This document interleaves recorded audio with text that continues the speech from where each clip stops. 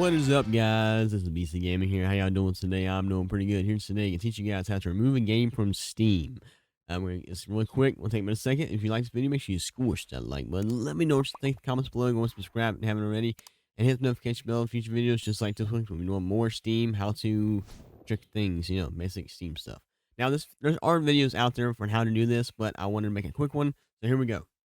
Now this is for if you want to remove a game from your Steam account and permanently. Game support.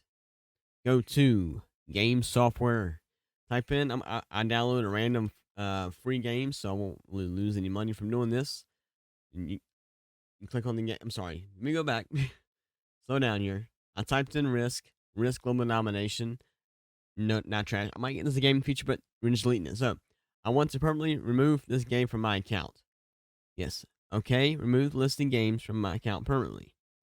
Make sure it's something you want to lose. Remove. Package risk. And permanently remove from your account. Okay. And it should be gone.